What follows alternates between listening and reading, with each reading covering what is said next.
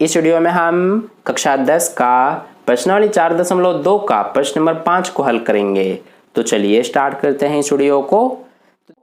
तो देखिए dear students, प्रश्न नंबर 5 में हमसे क्या कहा गया है, एक समकोण त्रिभुज की ऊंचाई इसके आधार से 7 सेंटीमीटर कम है। यदि कर्ण 13 सेंटीमीटर का हो तो अन्य दो भुजाएं ज्ञात कीजिए। तो देखिए इसका सॉल्यूशन हम कैसे करेंगे। सबसे पहले हमें प्रश्न में कहा गया है कि एक समकोण त्रिभुज है, तो यहाँ पर हम सबसे पहले एक समकोण त्रिभुज बना लेते हैं। तो ये हमारा कुछ इस तरह से हो गया, ये ABC। अब देखिए इस समकोण त्रिभुज के लिए हमें क्या कहा गया है कि जो इसकी ऊंचाई है वो इस आधार से 7 सेंटीमीटर कम है। यानी कि देखिए प्रश्न में हमें ना ही तो आधार दिया गया है और ना ही ऊंचाई दिया गया है। तो हम क्या करेंगे कि इस आधार को हम x मान लेंगे। तो हमारा ऊंचाई क्या हो जाएगा, इसके लिए हमें कहा गया है कि आधार से 7 सेंटीमीटर कम है ये ऊंचाई। तो अगर आधार x है तो ऊंचाई क्या हो जाएगा, ये हमारा x माइनस 7, क्योंकि ऊंचाई के बारे में हमें कहा गया है आधार से 7 सेंटीमीटर कम है, इसीलिए हमने आधार में से 7 माइनस कर दिया। तो ये हो गया, हमने आधार को x सेंटीमीटर और ऊंचाई को x माइनस 7 सेंटीमीटर मान लिया। अब हमें इसका कर्ण जो है ये दिया गया है कितना, 13 सेंटीमीटर। तो ये हम लिख लेते हैं। अब देखिए इसका सॉल्यूशन हम कैसे करेंगे। सबसे पहले हमने क्या किया है कि आधार को हमने x सेंटीमीटर माना है। तो यहाँ पर अपने सॉल्यूशन में लिखेंगे कि माना जो हमने आधार माना है वो कितना माना है, x सेंटीमीटर। इसी तरह से ऊंचाई को भी हमने माना है, तो यहाँ लिखेंगे ऊंचाई। अब देखिए ऊंचाई हमारा क्या है, x माइनस 7। तो ये हो गया। अब देखिए यहाँ पर अब हम क्या करेंगे, हमसे इसमें क्या पूछा गया है कि जो ये दोनों भुजाएं हैं, ये आधार और ऊंचाई, इनका मान हमें बताना है। तो देखिए इसके लिए हम क्या करेंगे, ये हमारा कौन सा त्रिभुज है, समकोण त्रिभुज। तो इसमें हम सबसे पहले यहाँ पर पाइथागोरस प्रमेय यूज करेंगे।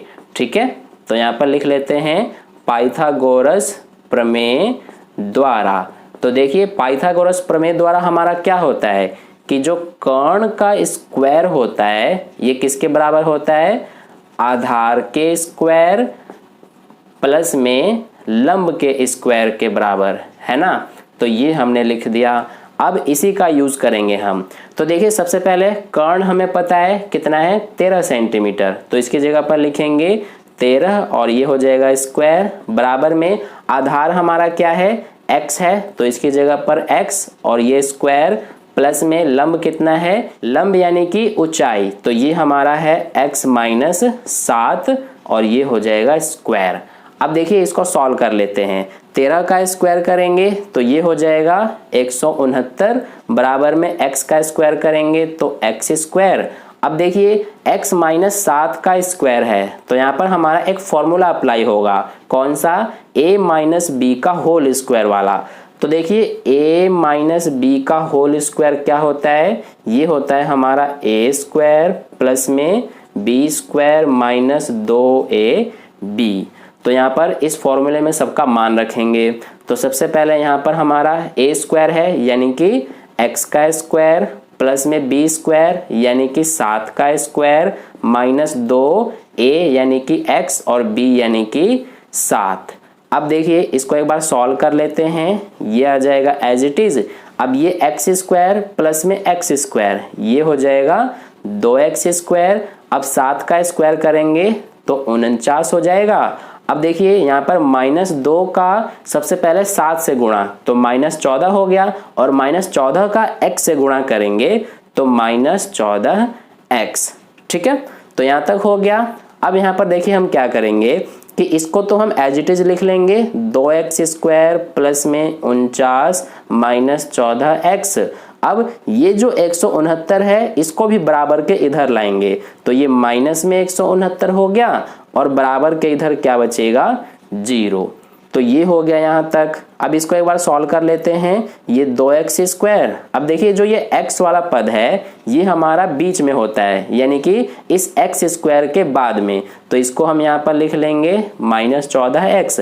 अब ये प्लस का 49 और ये माइनस का 169 दोनों को सॉल्व करेंगे तो माइनस प्लस माइनस हो जाएगा, यानी कि 169 में से 49 को घटाएंगे तो ये बचेगा 120 और ये माइनस का चिन्ह आ जाएगा क्योंकि दोनों में बड़ा के साथ माइनस लगा हुआ है। अब बराबर में क्या है 0।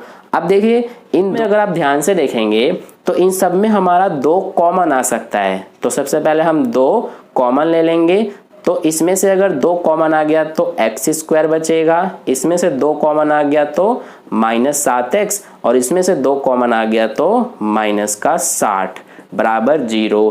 अब ये 2 यहाँ पर गुणा में है, इसको बराबर के इधर भेज देंगे तो इधर बचेगा एक्स स्क्वायर -7x -60।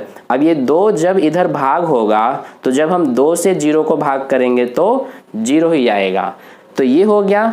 अब देखिए यहाँ पर जो हमारा ये आया है ये एक द्विघात समीकरण है, तो सबसे पहले हम इस द्विघात समीकरण के गुणनखंड ज्ञात करेंगे। ठीक है, तो आपको गुणनखंड ज्ञात करने बहुत अच्छे से आता है। देखिए कैसे करते हैं। सबसे पहले एक्स स्क्वायर जो है इसका गुणांक लेंगे तो कुछ भी नहीं है तो क्या करेंगे 1 मान लेंगे। ठीक है, और लास्ट वाला जो ये अचर पद है इसको लेंगे और दोनों का हम गुणा कर देंगे तो ये -60 आ जाएगा। अब हमें क्या करना होता है कि 2 ऐसी संख्या लेनी है जिनका गुणा करें तो -60 और प्लस या माइनस करें तो ये -7 आ जाए। तो देखिए वे कैसे पता करते हैं हम, इसके लिए इस 60 के हम अभाज्य गुणनखंड ज्ञात करेंगे।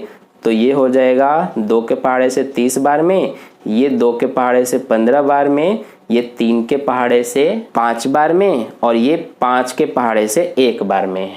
तो देखिए यहाँ से अब ये 2 दूना 4, 4 तिया 12, तो ये हो गया 12 और ये 5, तो ये हमारा 12 और 5 है। अब देखिए 12 और 5 का गुणा करेंगे तो हमारा 60 आएगा, लेकिन हमारा -60 आना चाहिए। तो हम क्या करेंगे कि इस 12 को हम माइनस में ले लेंगे। तो देखिए अब -12 और 5 का गुणा करेंगे तो -60 भी आ जाएगा, और जब -12 और ये प्लस में 5 जो है इसको सॉल्व करेंगे तो हमारा ये -7 भी आ जाएगा। तो 2 संख्या हमें मिल गई -12 और 5। तो अब हम क्या करेंगे, इसको तो एज इट इज लिखते हैं एक्स स्क्वायर। अब इस बीच वाले पद की जगह पर हम इन दोनों को लिखेंगे, यानी कि -12x प्लस में 5x माइनस में 60, ये वाला है एज इट इज, इसको लिख देते हैं बराबर में 0।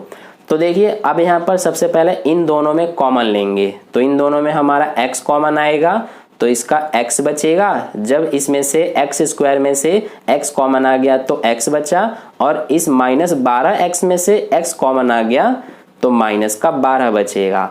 अब इन दोनों में क्या कॉमन आ सकता है, तो इनमें हमारा प्लस का 5 कॉमन आएगा, तो इसका क्या बचेगा x, और इसमें से +5 कॉमन आ गया तो इसका बचेगा -12 बराबर 0। क्योंकि देखिए ये प्लस माइनस माइनस हो गया, और जब 5 का 12 से गुणा करेंगे तो 60 आ जाएगा।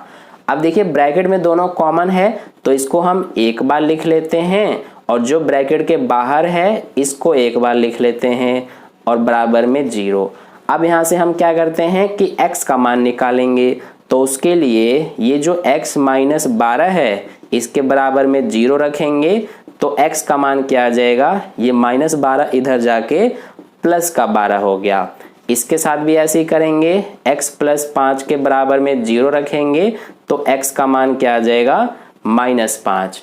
तो यहाँ से आप देख सकते हैं कि x के मान हमारे एक तो 12 आ रहा है और दूसरा -5 आ रहा है। तो यहाँ से अब आपको समझ में आ जाना चाहिए कि जो हमारा ये x का मान एक तो 12 आ रहा है, यानी कि ये क्या है धनात्मक है, और जो ये x का मान -5 आ रहा है ये ऋणात्मक है। तो इसमें हमसे क्या पूछा गया है कि ये जो दोनों भुजाएं हैं आधार और ऊंचाई, ये हमें बताना है। तो देखिए x को हमने आधार माना है, तो आप मुझे ये बताइए कि क्या कभी भी हमारा ये आधार या ऊंचाई ऋणात्मक हो सकता है? नहीं हो सकता है। इसीलिए ये वाला जो x का मान है -5, इसको हम नहीं लेंगे, यानी कि ये हमारा नहीं होगा, ये कट जाएगा। हम x का मान क्या लेंगे, 12 लेंगे। आई होप आपको समझ में आ गया कि हमने x का मान 12 क्यों लिया है।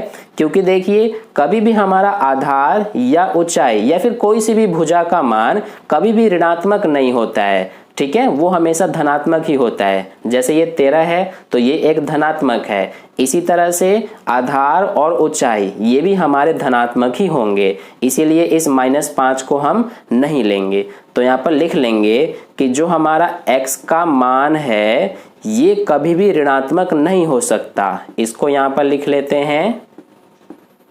तो इस तरह से हमने लिख लिया कि x का मान ऋणात्मक नहीं हो सकता, इसलिए जो इसमें हमारा आधार है, आधार का मान क्या आ जाएगा, आधार हमने x माना है और x का मान हमारा क्या होगा 12, तो इसलिए आधार 12 सेंटीमीटर और जो ऊंचाई है, ऊंचाई हमारा कितना हो जाएगा, इसको हमने x - 7 माना है, यानी x का मान 12 - 7 बराबर 5 आ जाएगा जब घटाएंगे तो ये आ गया 5 सेंटीमीटर। यानी कि आधार कितना है 12 सेंटीमीटर और ऊंचाई 5 सेंटीमीटर।